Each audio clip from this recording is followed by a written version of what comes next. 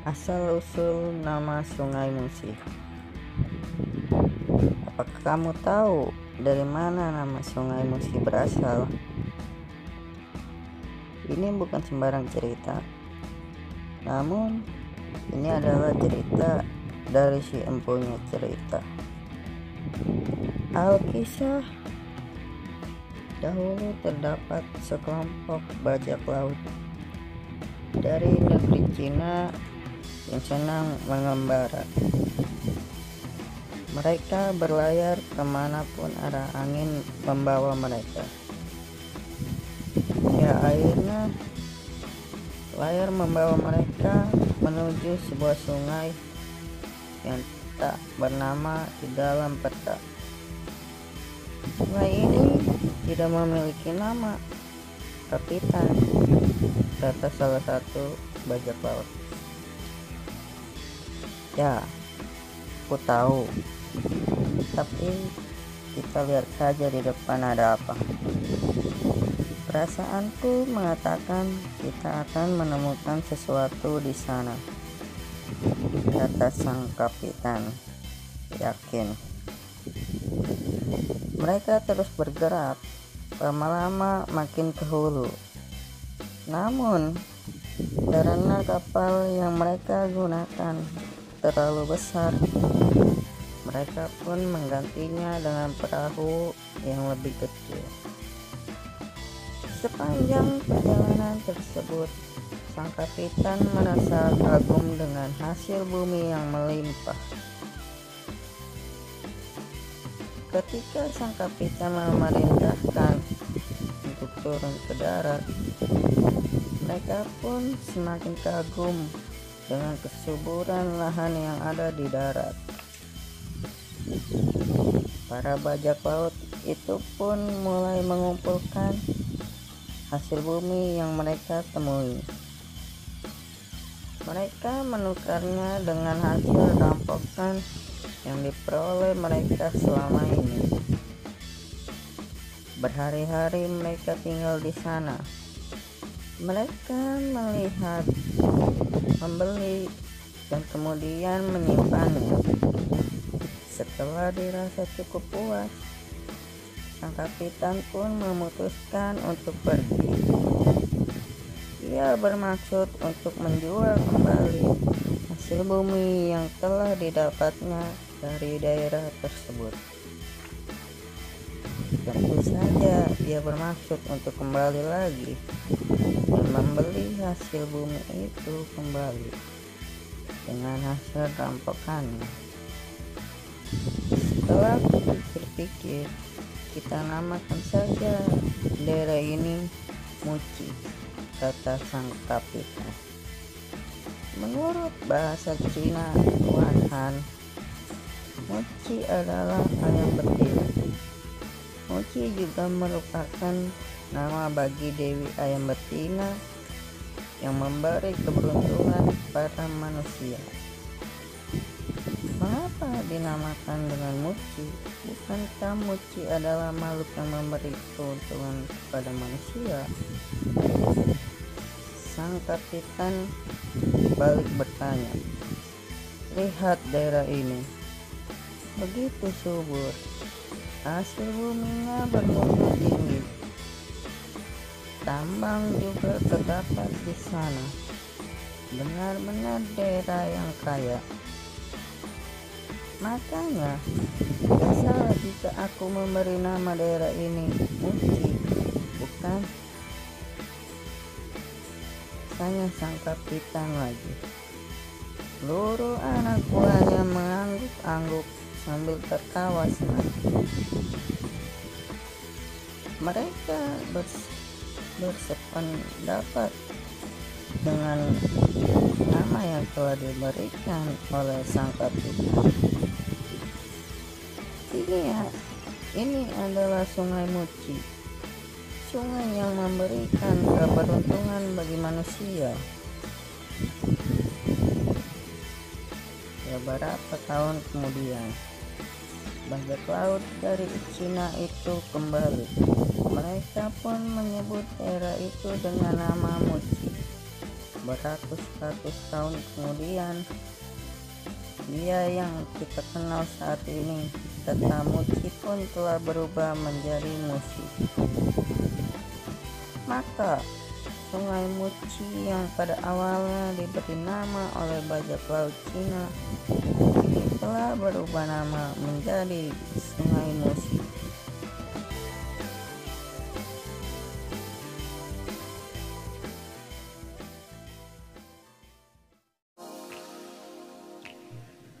Asal-usul Danau Toba.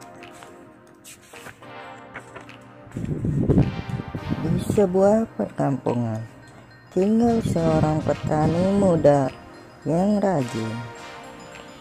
Setiap hari selalu bekerja keras. Dia mencari kayu bakar di hutan untuk dijual kembali. Di waktu luangnya, petani itu memancing ikan di sebuah danau yang tak jauh dari rumahnya. Sampai pada suatu hari ini sepi sekali. Tidak satu pun ikan yang berhasil kupancing, keluhnya. Kalau begini, bagaimana aku bisa makan? Petani itu terus saja mengeluh dan melamun, membayangkan hidupnya yang kesepian. Tidak ada sanak saudara, tidak ada teman. Apabila ia memiliki keluarga, tentu sangat menyenangkan. Ketika tengah asyik melamun, tiba-tiba Kayla bergerak. Ikan, aku dapat ikan, pikirnya girang. Aku bisa makan enak hari ini. Tanpa berpikir panjang, ditariknya kailnya. Benar saja, seekor ikan besar berhasil ditangkapnya. Wah, besar sekali, teriak senang. Belum pernah aku mendapatkan ikan sebesar ini.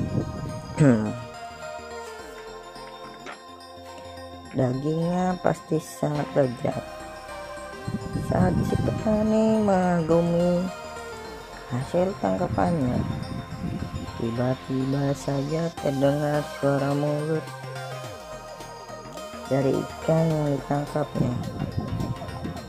Oh, petani yang baik hati, jangan kamu makan aku, jangan kamu bawa aku pulang.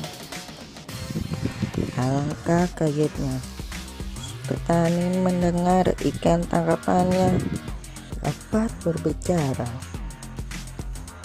Kamu siapa?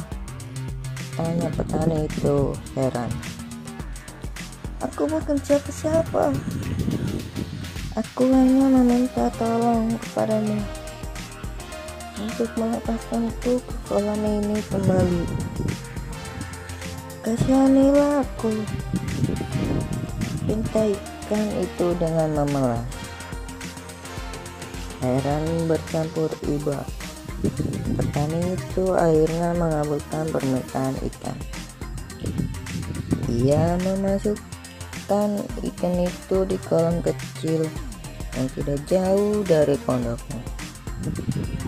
Keesokan harinya, ketika hendak berangkat ke sawah, ia berhenti di kolam. Namun, alangkah terkejutnya petani itu ketika melihat seorang gadis cantik sedang duduk menghadap kolam. Kamu siapa? Tanya petani itu keheranan. Jangan kaget, senyum gadis itu. Aku adalah ikan yang kemarin kamu tangkap. Hah? Yang benar saja. Teriak petani itu tidak percaya. Ajaib, pikirnya. Aku sering mendengar keluhanmu, dan kali ini aku akan membantumu. Bawalah aku ke rumahmu. Kita tinggal bersama. Kamu tidak akan kesepian lagi, kata gadis itu. Petani itu menatap gadis dengan wajah masih tidak percaya. Terima kasih. Jika kau mau menikah denganku, kata si petani dengan suara bergetar. Namun ada satu syarat, tambah gadis itu. Ada satu hal yang tak boleh kau lakukan. Ketika kita berkeluarga nanti, sesulit apapun hidup kita, separah apapun kondisinya, kamu tak boleh melanggar sumpah ini. Jangan pernah sekalipun kamu menyebut siapa aku dan dari mana asalku. Jika kau melanggar, bencana besar akan datang. Maukah kamu berjanji? Tanya gadis itu. Ya, aku akan memenuhi janji itu. Aku tak akan pernah menyinggung sedikit pun tentang asal-usulmu, kata si petani berjanji. Akhirnya mereka berdua hidup sebagai suami istri. Mereka hidup bahagia dan amat rukun. Si petani semakin rajin bekerja. Tidak sekalipun ia berniat untuk melanggar janjinya. Ketika anak mereka lahir, maka semakin lengkaplah kebahagiaan si petani. Ia kini telah memiliki keluarga. Si petani meski hidup sederhana, selalu memperhatikan perkembangan anaknya. Anak laki-laki itu pun suka membantu orang tuanya. Setiap hari ia akan pergi ke sawah, mengantarkan makanan buat ayahnya. Sementara ibunya di rumah menyediakan nasi dan lauknya. Namun suatu hari anak laki-laki itu pun lupa untuk mengantarkan makan siang ayahnya. Ia terlalu asik bermain bersama dengan teman-temannya. Tentu saja ayahnya sangat marah sekali. Dari mana saja kamu? Tanya si petani marah.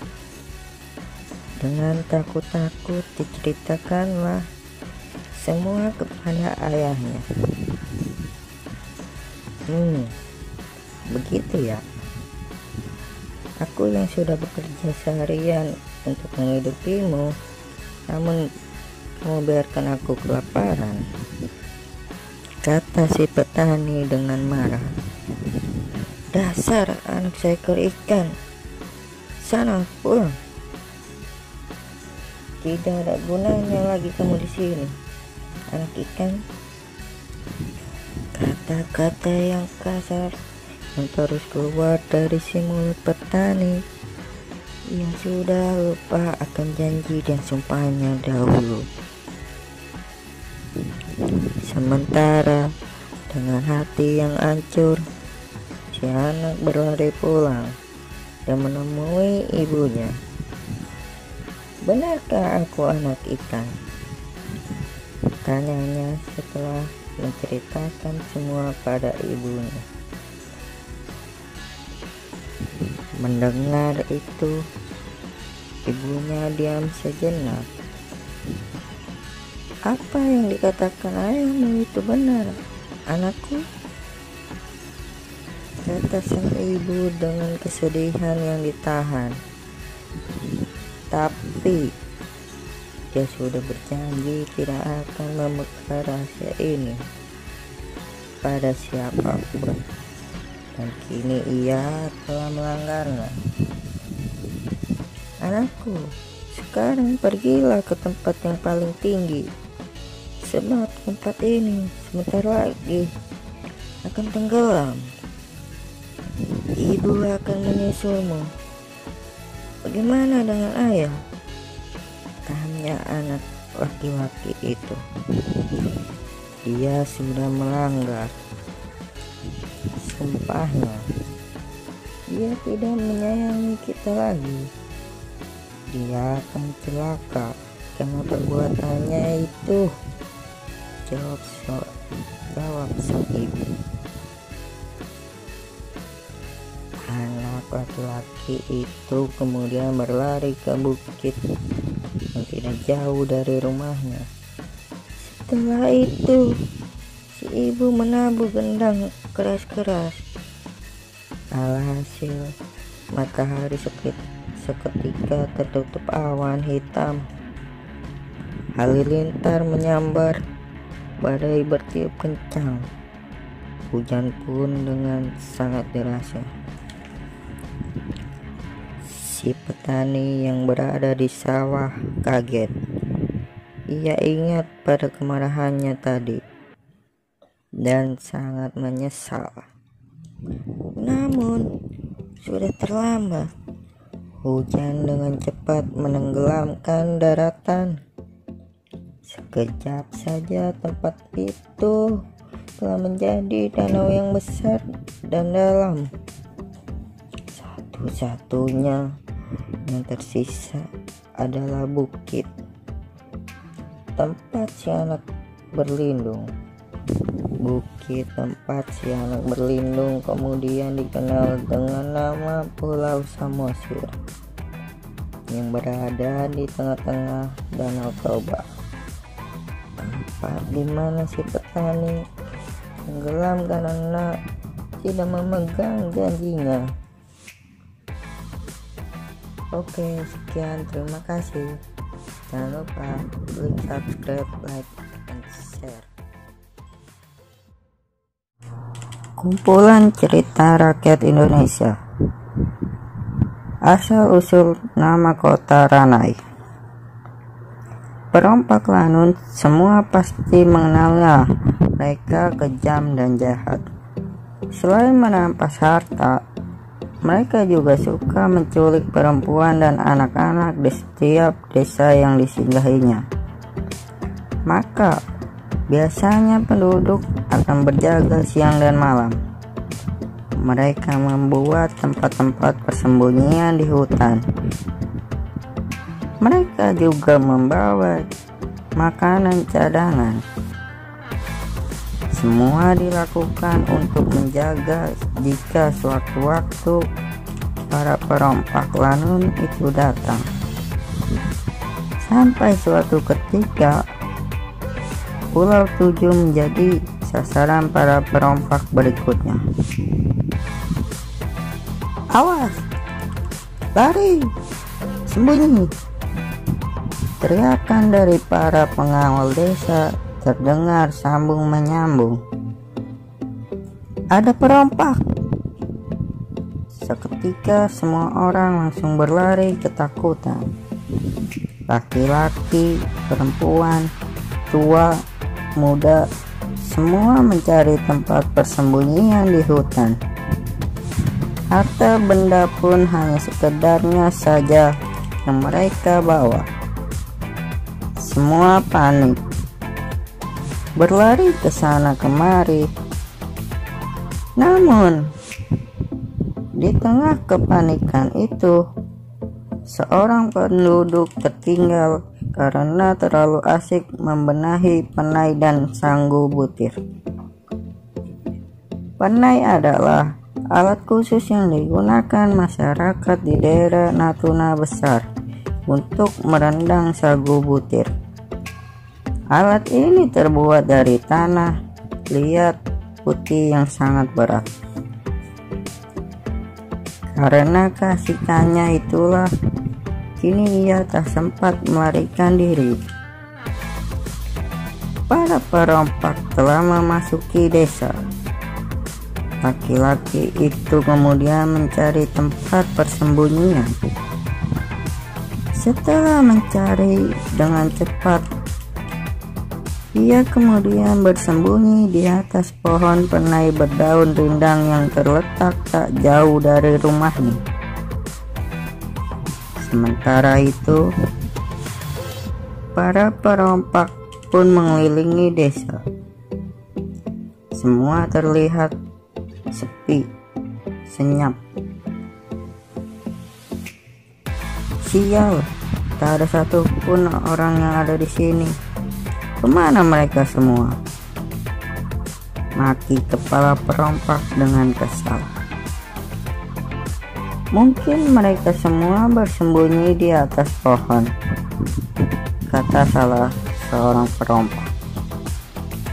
Kalau begitu, tebang pohon-pohon ini, perintah kepala perompak. Anak buah perompak itu pun menjalani perintah kepala perompak. Semua pohon ditebang hingga menyisakan satu pohon, tempat persembunyian penduduk itu. Ketika mereka hendak menebang pohon itu, tiba-tiba salah satu di antara mereka tertegun. Ada apa? Ramai-ramai, bisik salah satu perompak. Wajahnya tampak pucat. Apa maksudnya? Tanya kepala perompak. Lihat butir-butir sagu ini, dibuat bulat-bulat dan banyak sekali. Bayangkan, berapa banyak orang yang bekerja di sini? Pasti beribu-ribu jumlahnya, kata salah satu perompak. Orang desa ini memasang perangkap. Lari! Teriak perompak itu kemudian. Tanpa menunggu perintah dua kali, para perompak itu kemudian berlari menuju ke sampan-sampan mereka. Orang ramai, teriak mereka bersaut-sautan. Laki-laki yang tadinya bersembunyi dengan takut di atas pohon penai, akhirnya turun berteriak. Kejar mereka! Keluar orang. Ramai sagu penai, ramai penai, ramai penai, ramai penai. Bunyi itu terus terdengar, bersaut-sautan. Kian lama, suaranya pun mulai berubah. Ramai, ramai, ramai, ramai. Semenjak saat itu, desa itu kemudian dikenal dengan nama Ranai.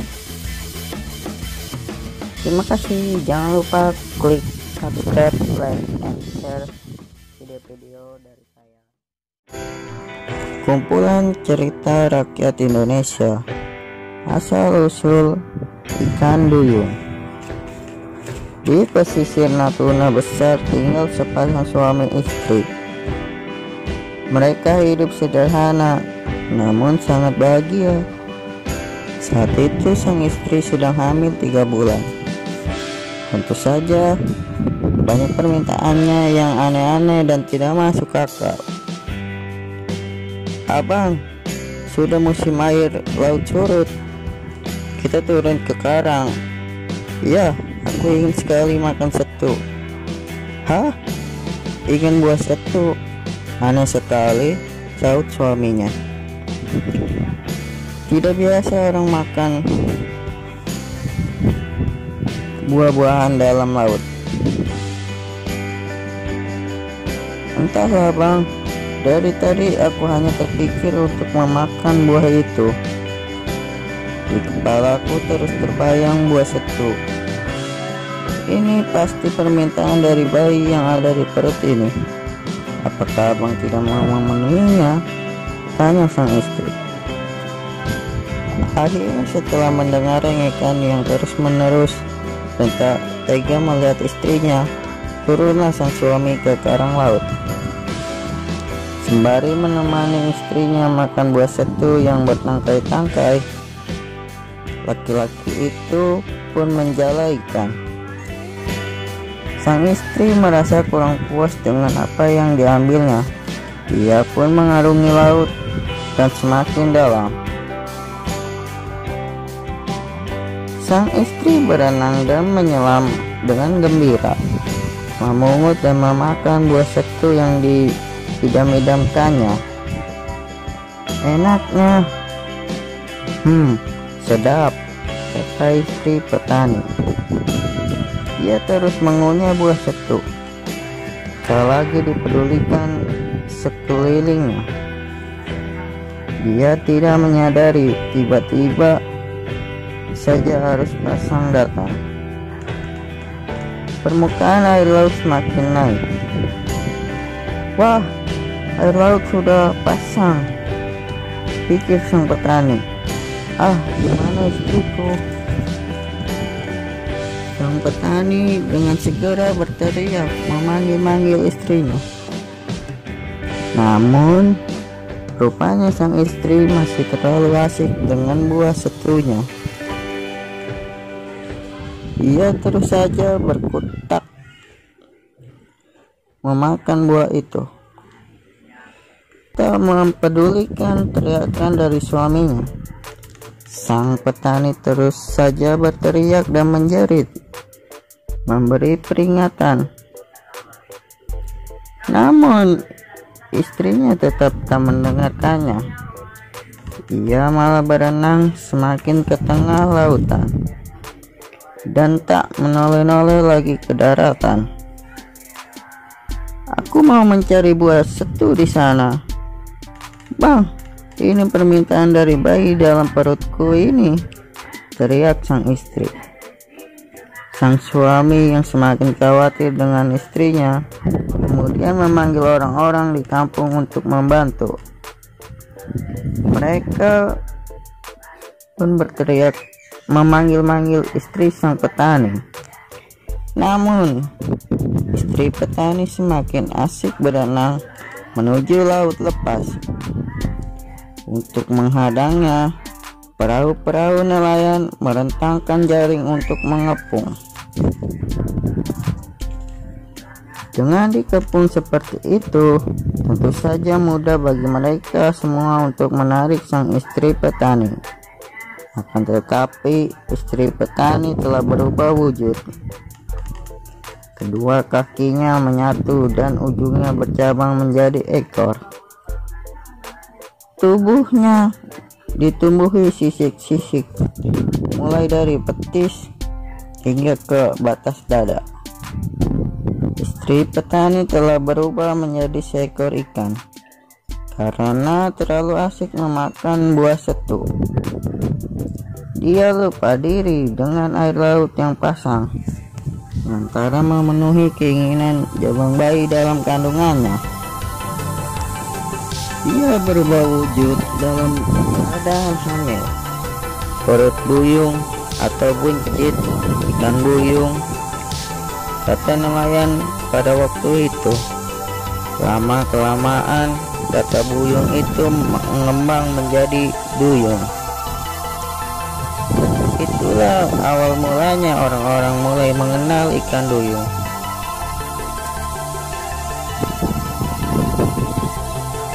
Terima kasih. Sekianlah kisah dari asal-usul ikan duyung yang berasal dari kota Sumatera. Dan mohon maaf bila sumber cerita ini salah atau saya salah menyampaikan. Saya mohon maaf sebesar-besarnya. Jangan lupa klik subscribe, like, share, dan jangan lupa berikan komentar kalian untuk cerita-cerita yang lainnya. Terima kasih. Selamat menonton.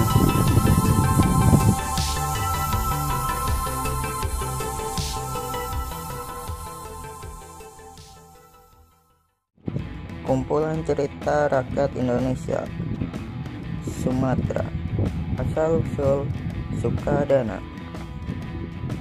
Siapa yang tidak mengenal Ki Agus Sulaiman di desa itu? Coba saja tanyakan namanya pada setiap orang. Semua orang pasti akan dengan mudah mengatakan ciri-cirinya. Ya, Ki Agus Sulaiman memang terkenal di desa itu.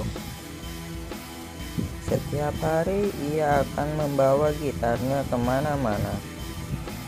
Dengan 2 buah rebana, gitar, dan sebuah seruling di tangannya, ia akan memainkan alat-alat itu dengan serius.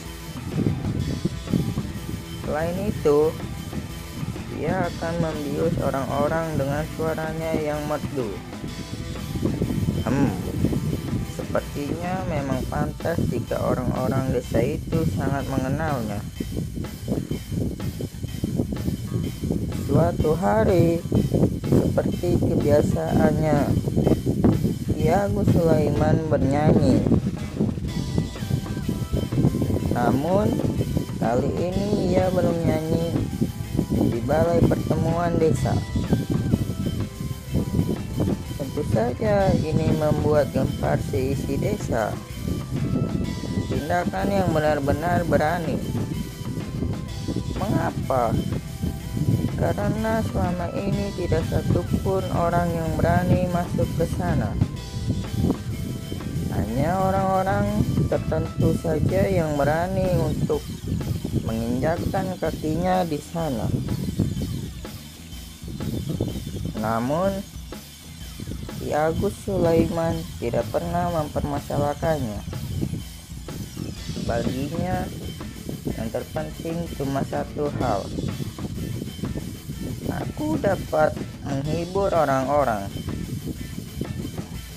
Dan orang-orang di balai pertemuan itu sangat butuh hiburan. Katanya membela diri. Niatmu memang baik, Gus. Namun, bagaimanapun juga itu sudah di luar kebiasaan di sini. Kita pasti akan dihukum, kata ibunya. Ki Agus Sulaiman tidak peduli. Ya, dia memang seperti itu. Selalu ingin menghibur orang, selalu ingin membantu orang. Orang tuanya tak dapat menolak segala permintaannya. Ya, Ki Agus Sulaiman memang begitu dimanja.